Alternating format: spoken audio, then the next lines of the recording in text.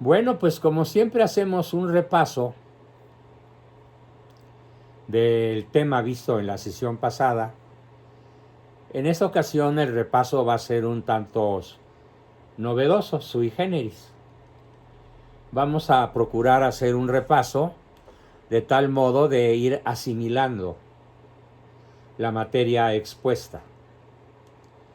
Entonces, en una primera aproximación al repaso, se vale ver sus notas después de hacer el intento de no verlas.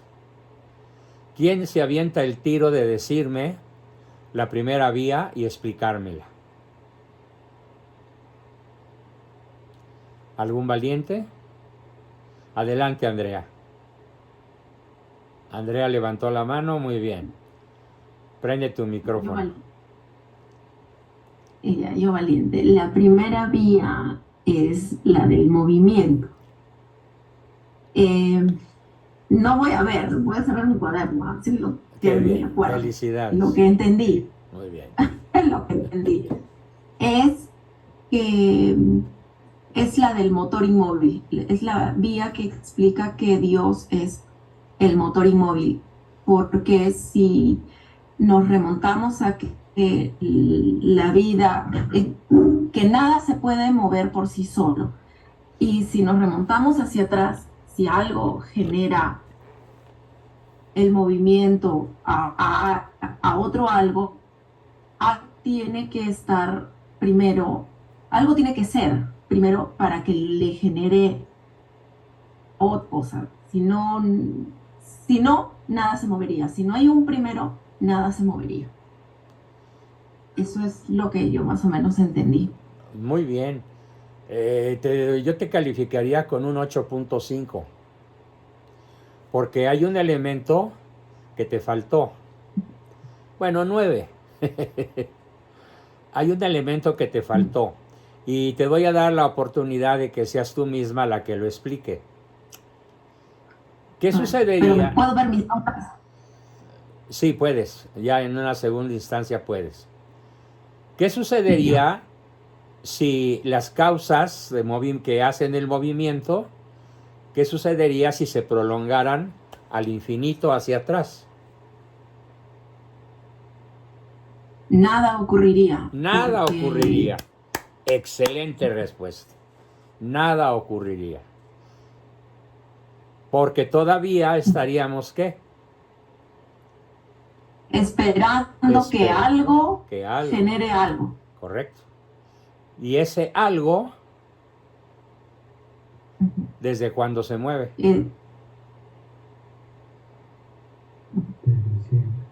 Desde siempre. Ese algo siempre existió. Siempre existió. Siempre está. Siempre está. Siempre ha estado. Ha estado. O sea, lo que le dije en la clase pasada es. Siempre es. Siempre es. Muy bien. Bueno, magnífico repaso. Magnífico repaso. ¿Alguien más quiere añadir algo o hacer alguna pregunta sobre estrictamente la primera vía?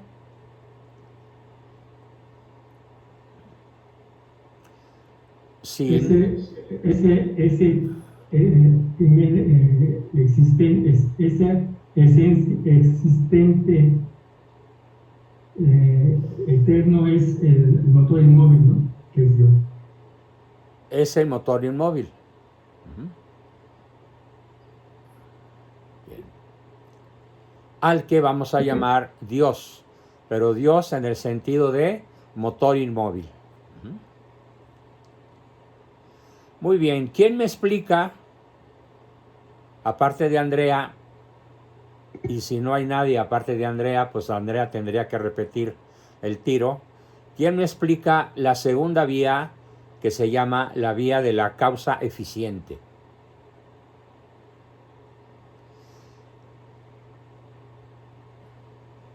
A ver, ¿quién levantó la mano? ¿O quién dijo yo? Yo, Juan Bosco Forteberg. ¿Quién dijo? La causa eficiente es también una causa eterna, que es igual existente desde siempre, que es la causa primera que provoca que todas las demás causas se den en forma natural, ¿no? O en forma sucesiva. Si no existe esa causa primera, también estaríamos esperando poder llegar a esa causa para que Es esa causa verdad, se diera. es verdad lo que dices, pero si te tuviera que dar una calificación, te daría 5. Me faltaría. ¿Por qué? Porque te falta lo esencial. ¿Qué es lo esencial que nos conviene entender para asimilar verdaderamente el asunto, la vía de la causa eficiente? Decía que la causa eficiente no puede ser causa de sí misma. Bravo. La causa Exacto. Muy bien, Fer. Excelentemente bien contestado por Fernando González. Le damos un 10. Bien. La causa eficiente, cualquier causa eficiente, no puede ser causa de sí misma. Luego necesita de otra. Y solamente esa otra es la causa eficiente, que es la que convoca las demás causas que no son en sí mismas. A ver, ese ruido de dónde salió. Voy a silenciar. Perdón.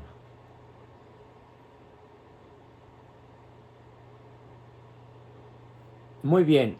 Sobre la segunda vía, que ya fue muy puntualmente explicada por Fernando. ¿Alguna duda? No teman en decir, no lo entendí, explícalo mejor. ¿Qué quiere decir eso de que una causa eficiente no puede ser causa de sí misma? A ver, voy a hacerlo de otra manera. Alguien.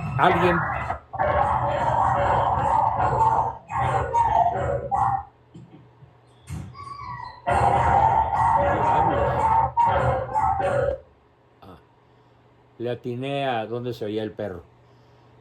Alguien que me explique con un ejemplo que demuestre que la causa eficiente no puede ser causa de sí misma.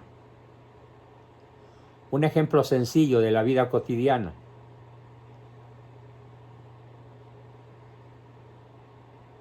¿Nadie? Repito la pregunta. Un ejemplo que demuestre que la causa eficiente no puede ser causa de sí misma. Está levantando la mano María Teresa. Teresa, adelante. Bueno, doctor, lo que yo entendí es que para que exista algo necesita una esencia, ¿verdad? Por decirlo, una mesa no puede existir sola, necesita de una persona que la haga. Bien, correcto. ¿Sí? Sin embargo, muy bien, excelente, te valgo el ejemplo, correcto, 10. Voy a poner otro ejemplo muy... A ver, ¿quién estaba hablando? Notas de alcancé a oír. ¿Fuiste tú, Fer? No.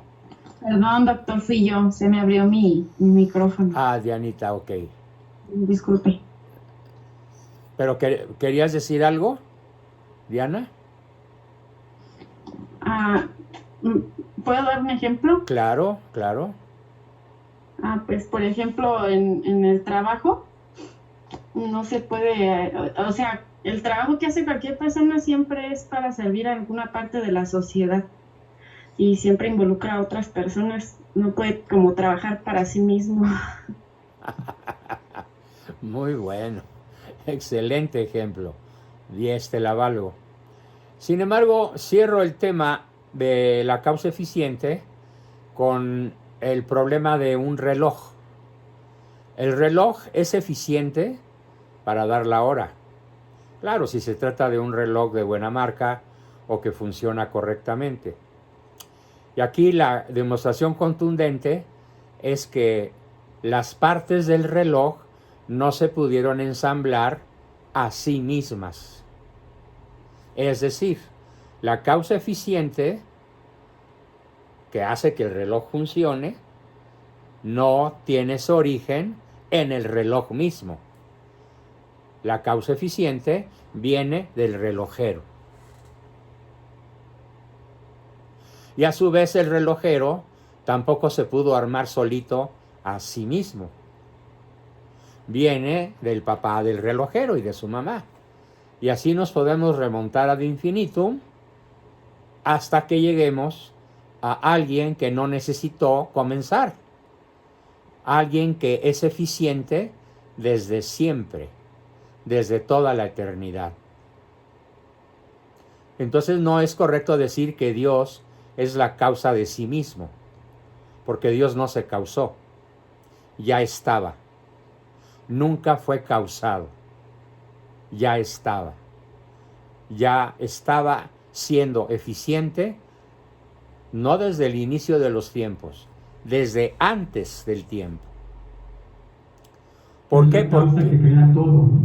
Todo. Porque al crear el universo, Dios crea el tiempo. Antes del universo no había distancias. Antes de las distancias no había tiempo. Porque incluso pues la física de secundaria nos explica que el tiempo es solo se explica con relación a 2 puntos en el espacio. ¿Cuánto tardas en llegar de un punto a otro? Y claro, las medidas pueden ser arbitrarias, ¿no? Nudos, millas, kilómetros, codos, centímetros o lo que quieras. Puede ser la sucesión de eventos, ¿no? No te escuché, Jorge. Puede ser la sucesión de eventos, una sucesión de eventos que es el tiempo. El tiempo también puede ser una sucesión de eventos, pero la sucesión de eventos es la definición psicológica. Es cómo percibe el hombre el tiempo, como una sucesión de instantes.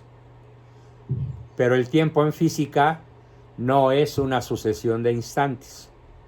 Es otro el enfoque. ¿Sí? Allí tenemos que entrar al concepto de distancia entre 2 puntos en el espacio. Y el espacio y el tiempo son la creación de la causa eficiente. ¿Bien?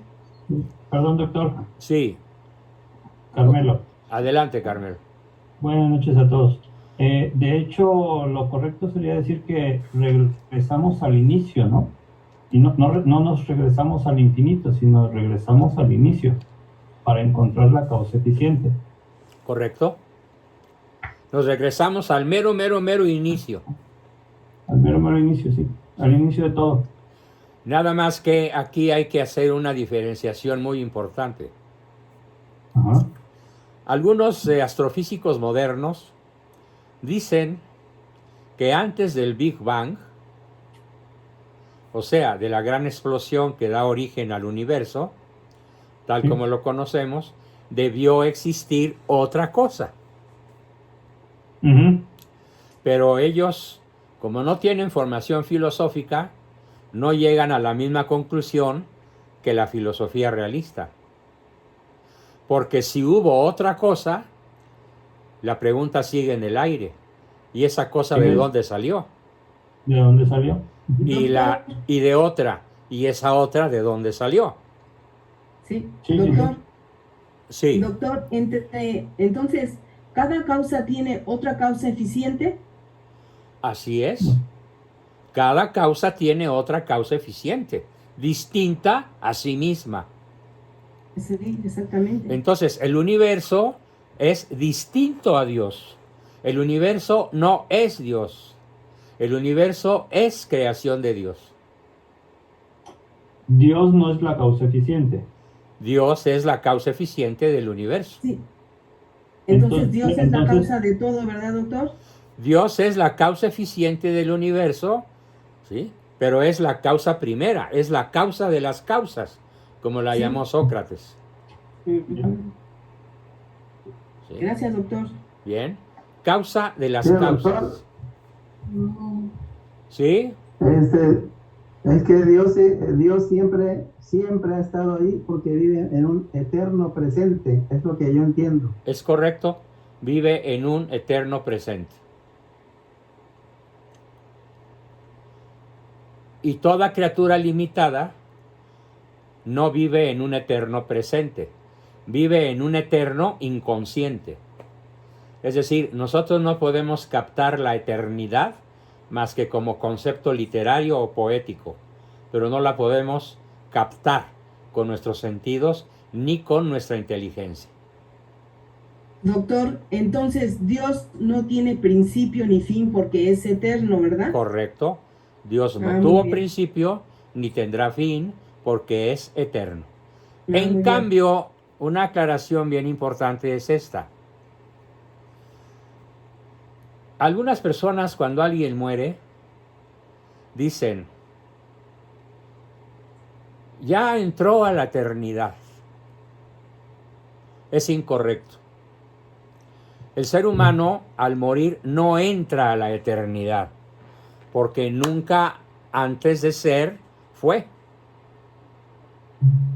O sea, el hombre no es eterno. El hombre es inmortal.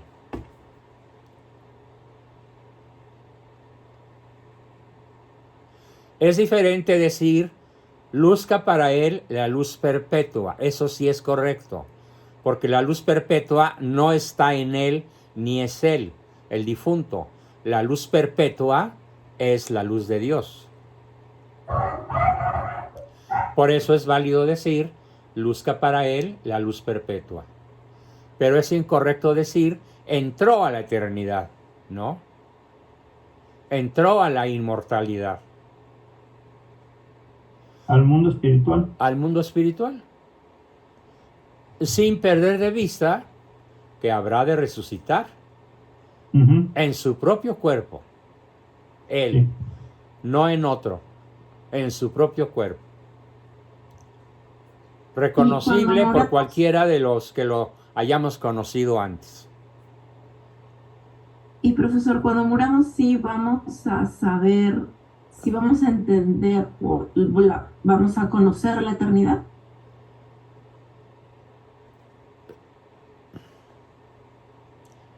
Sí, buena pregunta que no se me había ocurrido, pero de acuerdo a la definición de la Quinatense, al conocer a Dios como Él se conoce, al poseer a Dios como Él se posee, comprenderemos perfectamente bien al nivel de Dios la eternidad.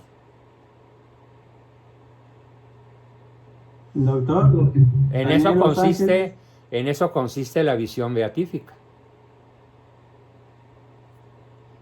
Doctor, ella entiendo, bueno, es doctor, que digamos nosotros somos seres limitados y seres temporales, por decirlo así, y también se nos hace un poco difícil entender a un ser que no está sujeto al tiempo, ¿no? Por nuestras propias limitaciones podemos, como usted bien indica, podemos utilizar la filosofía para tratar de entender en algo A ver, Luis, a ese ser atemporal, ¿no?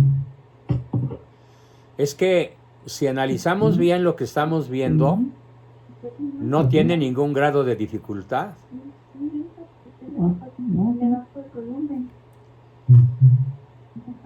Es difícil para quienes nunca han tenido ningún asomo, ni de lejos, a lo que es el pensamiento filosófico. Pero por eso yo quiero irme muy despacito y buscando que todos asimilen para que al final se den cuenta de que entender las 5 vías de Santo Tomás es la vía regia para el conocimiento de la existencia de Dios, pero que no ofrece dificultad alguna. Te pongo un ejemplo, Luis Freddy. Imagínate que en una habitación perfectamente hermética, grande, de unos, no sé, 100 metros cúbicos, la dejas cerrada sin posibilidad de que nadie salga y nadie entre. Es más, ni átomos siquiera, ni aire, ni luz. Y la dejas ahí siglos.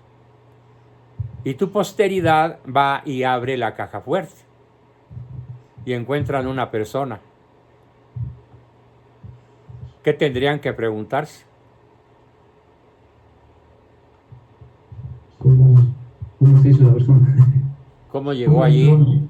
¿Cuál es la causa que lo puso ahí? Porque tendría que haber una causa. Forzosamente. No podría desearse existir por sí mismo, ¿no? Exactamente. Muy bien, Freddy, ya agarraste el pato. Muy bien. No podría haberse creado ella sola. Magnífico. ¿Ves cómo es fácil? Ajá. Diste una avanzada formidable con lo que acabas de comprender. Muy bien. Bueno, pues así, después de este repaso, vámonos a la causa número 3. ¿Perdón? Yo, ¿Oliva? Oliva, sí. El grado de intensidad en el amor y conocimiento de Dios va a ser diferente para cada alma al morir. Así es. Y dependiendo de la calidad en la que vivió su vida humana. ¿Correcto? Ajá. Cada uno es como un vaso o un recipiente. Y ningún recipiente tiene la misma capacidad que el otro. Pero todos seremos colmados de manera absoluta si llegamos a Dios. Sí. En cuestión de justicia, ¿Igual? digo yo, en cuestión de justicia, pues yo creo que está muy bien esa manera de Sí. otorgarnos a ver De reconocer los méritos de cada persona. Sí. Sí, pero también porque se nos da la misma oportunidad de vivir la caridad y unos lo rechazamos y otros lo aceptamos. Ajá. Entonces ahí está la parte que todavía nos falta trabajar mucho en la caridad, en el amor. Muy bien. Y también... Doctor, una pregunta. ¿Quién? Carmelo. ¿Qué forma de, estando en el cielo, el ser humano vive diferente el tiempo allá, o cómo es al de los ángeles? Porque es el tiempo de los ángeles, el Evo, pero para el ser humano, ¿cómo sería eso? Corporalmente viviremos el tiempo. ¿Cómo? Corporalmente, el tiempo en la vida del cielo, en la vida eterna, viviremos el tiempo corporalmente, porque seremos cuerpo en el espacio y podremos ir de un lugar a otro. Más o menos como aquí en la tierra. Igual, nada más que con la diferencia del cuerpo glorioso. El gozo eterno. Ah, ok.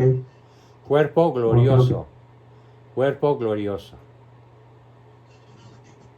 Ok, gracias. Así que como aquí también... Es como, para que se entienda esto, espérame, Jorgito, para que se entienda esto, es como la ascensión del Señor. La fiesta de la ascensión, ¿en qué consiste? ¿Qué celebramos en la ascensión? Pues la subida del cielo al cielo. Literalmente, Cristo viajó, el cuerpo de Cristo se fue de la tierra. Pero allí en esa parte, profesor, cuando usted nos ha dicho que Jesús todavía vive en la tierra. No, yo he dicho que vive en el espacio del universo. En el espacio. Sí. Es un cuerpo vivo que ocupa un lugar en el espacio. Esa parte como que me da un poquito de trabajo de entenderlo. No, pues es muy simple. Imagínate, los apóstoles lo ven, se eleva 1 metro, 2 metros, 3 metros, 5 metros y como cohete espacial desaparece de su vista. No se esfumó, está en algún lugar a voluntad. Y de hecho se ha aparecido a personas. Entonces, ¿no está en el cielo? Y Es que el cielo es un estado, no es un lugar. Es un estado del ser, es un estado de la persona, no es un lugar. no es como irse a Marte o a Venus o a No, Júpiter.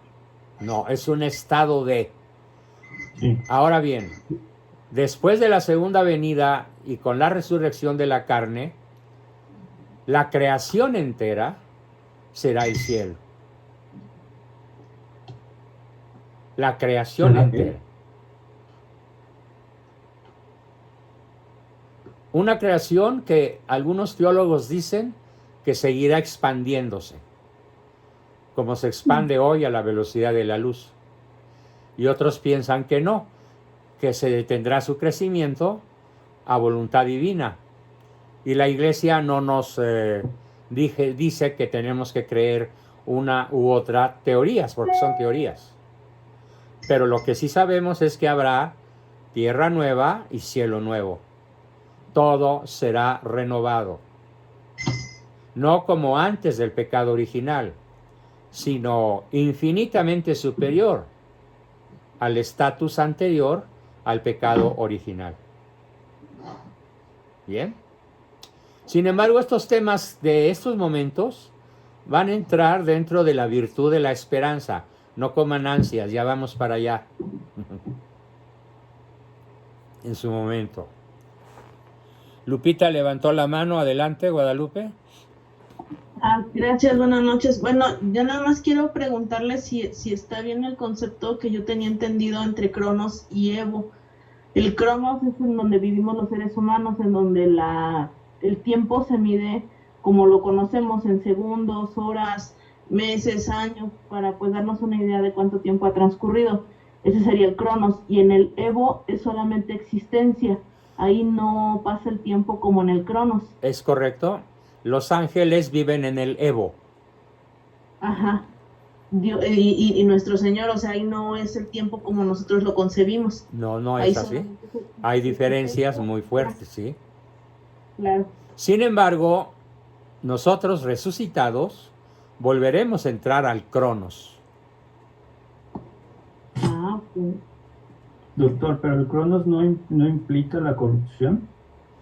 No, porque es un cuerpo glorioso. Como el de Cristo al ascender. Otro ejemplo, como el de la Virgen al ser absunta a los cielos. Sí, entiendo esa parte, ¿no? Lo que pasa es que, bueno, yo he escuchado mucho al padre Manuel Carreira, no sé si lo ha escuchado usted. Sí, no, la verdad es que a veces no coincidimos mucho, ¿eh? Mucho, ok. Sí, no, el padre Carreira, por sus estudios de astrofísica, platica que en las teorías, básicamente, pues igual retornamos a las teorías, el universo tiende a colapsarse. Con el tiempo, a colapsarse, a congelarse prácticamente, ¿sí? A perder energía y, entre comillas, morir. Sí, sí. Sin embargo, no está introduciendo el concepto de cielo nuevo y tierra nueva, que será nuestro patio de recreo. Ya. Como que eso es otro espacio, otro estado. Otro estado, algo. Otro estado. Sí. Ya lo entiendo. Muy bien. Bueno, vámonos, todavía tenemos tiempo para ver la tercera vía. Me encantó el resumen. Bueno, dice Adrián que nosotros tenemos nuestra patria en el cielo, y de ahí esperamos al Salvador que tanto anhelamos, Cristo Jesús. Pues Él cambiará nuestro cuerpo miserable usando esa fuerza con la que puede someter así el universo y lo hará semejante a su propio cuerpo, del que irradia su gloria. Formidable cita de Filipenses 3, muy pero muy oportuna, Adrián. Magnífico. Gracias. De esas aportaciones que verdaderamente sirven para fijar conceptos. Bien, vámonos a la tercera vía.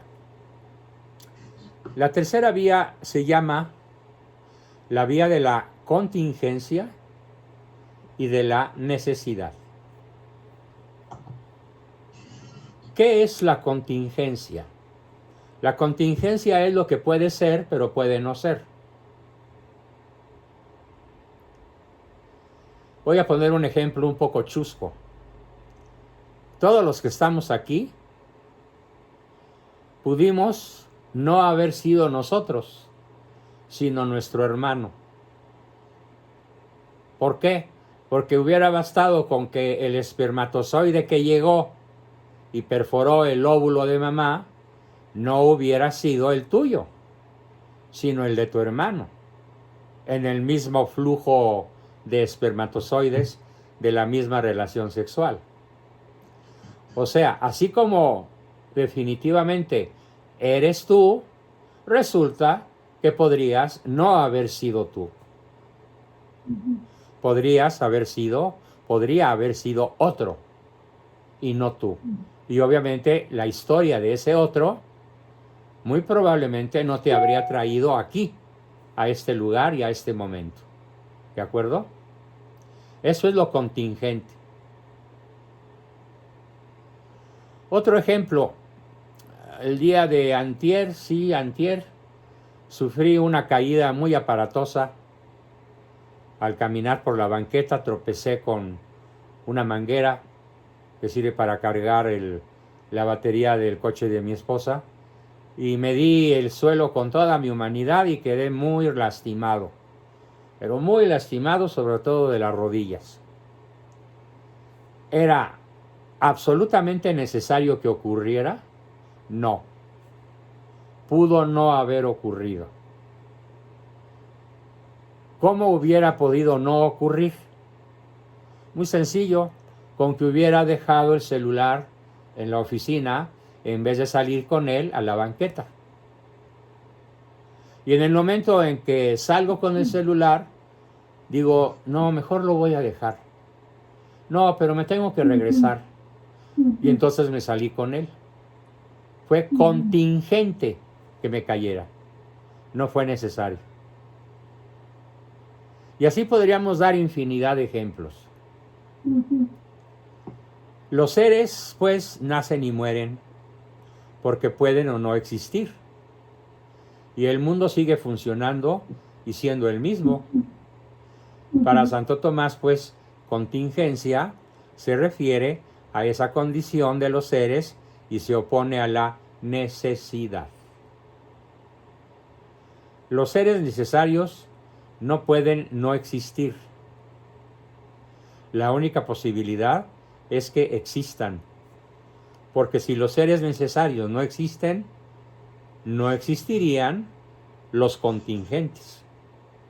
Dicho de otra manera, si existe lo contingente, existe lo necesario.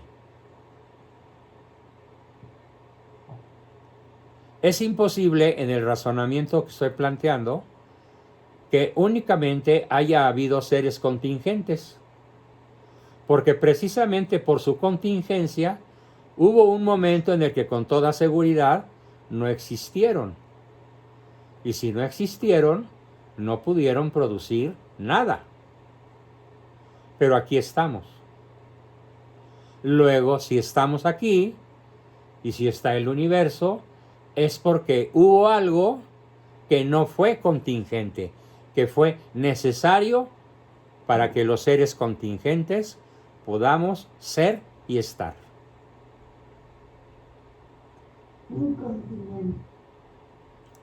Entonces, la gran pregunta, ¿cómo se pasa del no ser al ser? Fíjense bien, porque esto va a ser pregunta para la próxima. Si todas las cosas fueran contingentes, entonces hubo un tiempo en que no existía ninguna cosa. Y por tanto, ahora tampoco existiría ninguna. Pues unas son causas de otras. Es decir, si todos los seres nacieran y murieran, habría habido algún tiempo en el que nada existiera. Y por lo tanto, hoy nada existiría. Ha de haber entonces algún ser que siempre haya existido. cuya necesidad dependa de sí mismo y que sea causa de la necesidad de las otras cosas necesarias. Por ejemplo, para que yo exista, una causa indispensablemente necesaria son mis padres y las acciones que los condujeron a que yo esté vivo.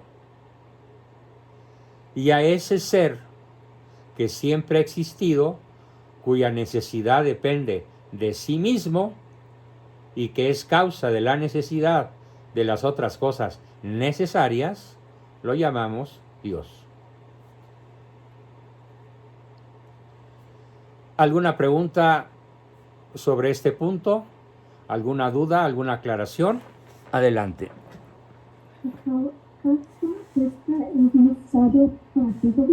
A ver, Oliva, no se te oye bien.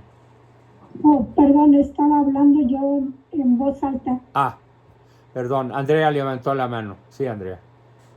Sí, profesor. Entonces es el mismo, estas tres vías más o menos usan la misma lógica, ya sea del acto, la potencia, de la causa eficiente y de lo necesario y lo contingente, siempre se remonta a uno atrás, a uno atrás, a uno atrás, Así porque es. si no, no se daría el siguiente y el siguiente. Sí, así es. ¿Sí? Mira, imagínate que es un círculo en cuyo centro está Dios. Si tú caminas en línea recta desde la orilla del círculo hacia el centro, en línea recta, forzosamente llegas al centro. Siempre. No importa desde qué punto salgas de la línea circular. Y las 5 vías son 5 aproximaciones al centro, pero son vías distintas.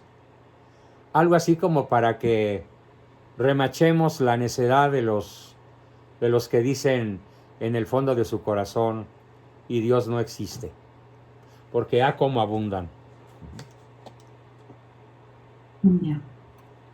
Ya, sí, ya entendí. Gracias. Diríamos que es como un automóvil de lujo, de esos que tienen frenos independientes en las 4 llantas. Los frenos hacen lo mismo, pero están colocados de diferente manera en distintos lugares. Lo mismo las 5 vías. Están colocadas en distintos lugares, pero llegan al mismo centro. Al mismo centro infinito pasado. Bien. Buena observación. Tere, adelante. Doctor, la causa eficiente es la causa de todas las demás y esta causa se llama Dios. Así es. Ya lo habíamos dicho. Qué bueno que lo puedas decir con tus propias palabras. Gracias, doctor. Una pregunta. Oliva, ¿levantaste la mano o se te quedó levantada?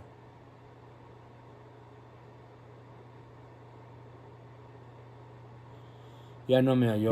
No, profesor, no la levanté. Ah, ok. Jorge Alberto, pregunta. Sí, famoso. Entonces, Dios sería, bueno, es un ser sin contingencia, ¿verdad? Que produce las contingencias sucesivas. A ver, repítelo sin reverberar el sonido. Dios es un ser sin contingencia que produce las contingencias. ¿Es correcto? Todo ser que no es Dios es contingente. Dios no puede producir otro ser no contingente. Dios no puede hacer otro Dios. Okay. Entonces, toda la creación, todos los seres de la creación, somos respecto de nosotros mismos, somos contingentes. Y solo cuando se piensa en relación causa-efecto, potencia-acto, hablamos de que el relojero es la causa eficiente del reloj.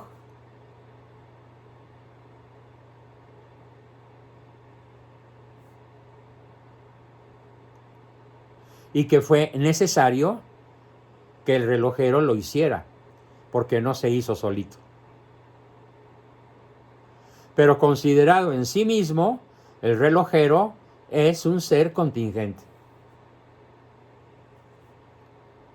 Bien, esa fue la vía de la contingencia y la necesidad.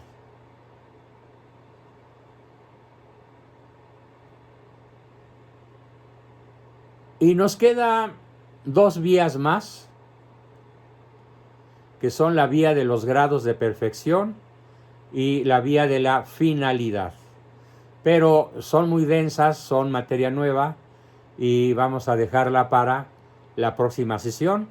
Y de todas maneras ahorita podemos seguir platicando un momentito, unos minutos, sobre lo que hoy hemos visto, directa o indirectamente. ¿Quién quiere comenzar? Adelante.